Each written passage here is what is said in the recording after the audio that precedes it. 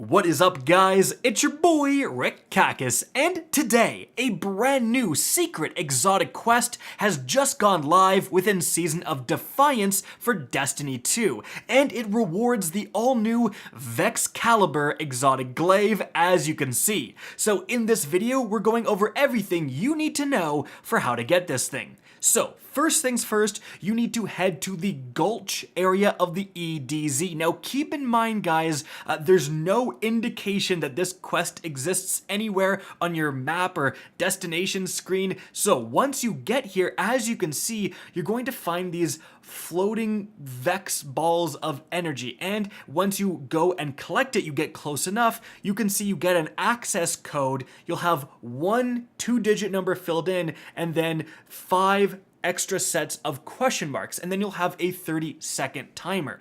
So there's going to be 6 of these Vex balls of energy located around the Gulch, and you can see me showcase all 6 right here from this lookout point. So there's the first one that we just interacted with, there's one under the bridge, there's one in the trees here, there's one kind of in the middle of the map, and then 2 a little bit further, with kind of the last one being above this signpost. So collect 1 and then get all 6 within that 30-second time, keeping in mind that when you do collect another one, the 30-second timer will reset. Now, once you have collected all 6, what's going to happen is that you're then going to have the simulated cave access code, and no indication of where to go other than this massive Vex kind of storm effect that is appearing over one side of the map. Guys, head over there, and as you can see, there's a spooky looking cave, and that's exactly where you need to go.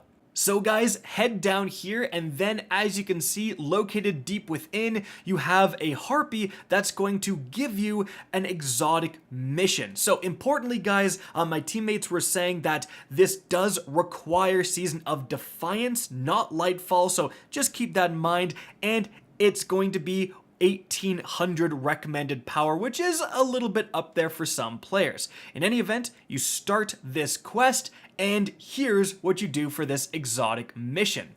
So you're gonna load in here, and there's really not a lot of direction given. You're kind of just set inside this Vex maze, and you need to figure out where to go. So the first thing you need to do is actually, as you can see, squeeze underneath here. There's actually gonna be a piece of the wall that opens and closes to enter the next area. Then you have a more straightforward path, but importantly, guys, you're going to follow the kind of Vex milk waterfall, riverway, whatever you want to call it, spillway, but it actually makes a circle. So if you're confused here, eventually at kind of the middle of the back area, so head down either side, and before you start going up the other side, you will see a small slit in the wall that you need to squeeze through, and that is where you need to go.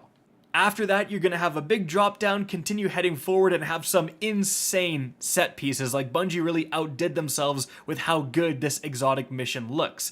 But anyways, guys, you're going to eventually get to your first real encounter, and here we have our first mechanic.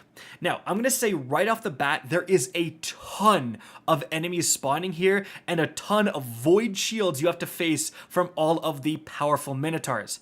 I recently did a video going over some absolutely cracked seasonal artifact perks that work with void builds. If you are running that build with a void machine gun that I recommended in that video, and that's what I'm using in the background gameplay, it makes such an incredible difference. You're able to absolutely decimate the insane amount of adds here. So I would highly recommend putting that on for this exotic mission. In any event, guys, on top of keeping with the ads, you're also going to need to enter a certain code. So you can see right here that these symbols, 3 of them, have appeared. And there's going to either be diamonds or squares in a certain order. So starting from the top and going down, you need to enter this code. And you do so by shooting the shaped Vex destructible objects that spawn in the kind of center here around this glowing purple shaft of light. So you can see there's like diamonds and squares, and eventually there's going to be triangles too that spawn, And if the code is, square, diamond, diamond, I have to shoot the square. And then the next set that spawn, I have to shoot the diamond. And then the next set that spawn, I have to shoot the diamond again. That will give you that one code. Then, as you can see, you're going to have to look around the map and there's going to be a new place where a code is present, and it's going to be an extra digit to enter, an extra symbol to enter here. So in this case, it was square, diamond, square, square. So I shoot that code in, it enters, I go and find another code, again, this time with 5 different symbols I need to enter. I do that, and then you can progress to the next area. And in this next area, it's more of the same. A ton of ads to keep on top of. You're gonna have to look around the map for these codes, enter the codes correctly. When you do, you enter another one, and then guys, after that, you can progress into the next area. Once you do and kill some yellow bar wyverns, you have a little bit more of a jumping puzzle. Then you're actually going to encounter this mechanic here. So if you're a vet and you played the Whisper of the Worm mission, you know exactly what's going on here. You have to squeeze through this little tiny shaft while these blocks are trying to push you off. So keep in mind, the glowing parts are where the blocks spawn from, right? So here's how you overcome this if you're having some challenges. You want to make sure to be pushing on the blocks before they despawn, so you can like go the second they come down.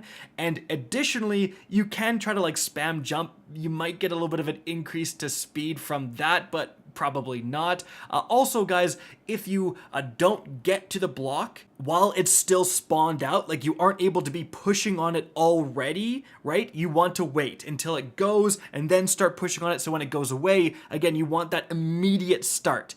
If you try to go when it's despawned already, you haven't been pushing against it, you probably won't have time to make it because the times are really tight here. In any event, guys, once you get that done, you're going to head forward, and then we have another big arena with another mechanic. So now you have to gather data and take shelter. So the Vex you kill, specifically the ones with no head, are going to drop these purple motes, and it's kind of like Gambit. You collect these purple motes, you head to the center, and you interact with the Vex conflux to secure the data. All the while, there is going to be a time counting down. Nothing you do is actually going to impact this time. So you have to be able to gather all of the necessary data within this time, and then once the timer runs up, you will be deleted. You will be killed. So you need to head to the circle in the center. There's a little pit that has formed once you enter all the data, and you need to hide in here while the deletion process is happening. Actually, when your screen is starting to change, as you can see, it says protected area when you're in here. Now, importantly, guys, in the last 10 seconds, 2 wyverns are going to spawn, and you do want to deal with these guys. You want to kill these guys, or at least one of them, before you head into the shelter area, because if you don't, as you can see, they are literally shooting fish in a barrel, right? They will kill you from the outside while you're being deleted. So just be aware of that, guys. Now, after you do that, you're going to teleport down, and it's going to make you do that again, this time with more data you have to collect. Now, eventually, you're going to have this big bad boss spawn, this boss, a Hydra here, and you have to do some damage. However, guys, this is very important. You want to make sure you limit what types of damage you do to this guy, because as you can see, like my teammate who used the new Strand Warlock Super pushed this guy completely off the edge. Now, the first time we did that, it was no big deal. I shot him while he was down there. It reached the health gate, and then we just went forward with this mechanic. You know, you collect more data, you teleport down, you do that a few times, and then the boss spawns again.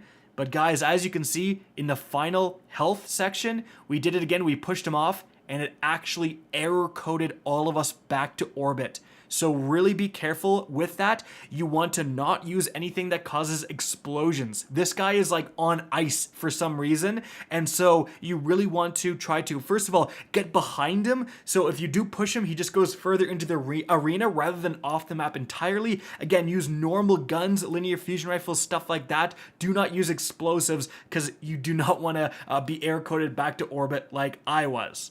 In any event, guys, once you do beat this boss, then you're going to have to enter the node core. And there's a new area you can travel that opened near the back of this arena, kind of where the boss did spawn. You have a little bit of a jumping puzzle you have to overcome, and then you're going to be teleported into 3 different arenas to fight another boss, actually. It's actually the boss from the Pyramidian Strike that used to be on IO before that hit the Destiny content vault for any of my veterans out there. So Once you defeat this boss, he's going to be pretty easy, the very first like kind of level, the very first section. Then he's going to teleport away and you have to go through the portal that opened up like behind where he spawned to enter into the next section of this boss fight. Here you have to kill the decryption daemon, and that's going to unveil a code. As you can see, it's kind of off to the side underneath this window essentially, and it's a big long code. You have to enter it as usual in the very center of this arena. Once you get that done, guys, then the boss is going to be available to damage with slightly different mechanics, and then you're gonna do the same thing, go through that portal behind where he spawned, and in the final arena you can just kill him, but again he's gonna be acting different depending on how much you've damaged him. So in that final arena there's not much cover and he's just chasing you the entire time, so do be aware of that. After you do kill this boss, as you can see, you head over here and interact with the glaive itself actually to complete the mission. The last thing you need to do is head to the war table, and as you can see, you're outright given the Vexcalibur. Now, importantly, you'll probably notice right away, it comes with a red border. It's actually craftable, and there's going to be multiple exotic catalysts for this thing, apparently, according to the database, similar to the Revision 0 whole quest line that happened last season. So, those might be time-gated, they might not be. However, that is a subject for a different video. At this point, you will outright have the Vexcalibur. And if you want to know what the heck this thing does, it's actually pretty crazy. So, the exotic perk here is going to be M1R Distribution Matrix. Fires a spread equipped with quick draining shield. Blocking damage with your shield gradually bestows void overshield to yourself and nearby allies. And then you have another unique trait here, guys, that says deal additional melee damage while protected by an overshield. Defeating targets with melee final blows while the overshield is active will refresh it. Guys, this actually sounds insane with a Void Titan. Remember, you have the, I think it's the offensive bulwark aspect that gives you increased ability recharge rate when you have an overshield.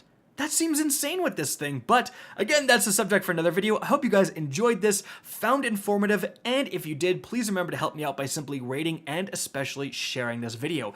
If you guys want to see more Destiny 2 content similar to this, don't be afraid to slap that subscribe button. If you want to get in touch with me and keep up to date with the latest channel activity, the best way is to follow me on Twitter at RickCacus. That is linked in the description down below. Again, I hope you enjoyed the video, and as always, have a good day.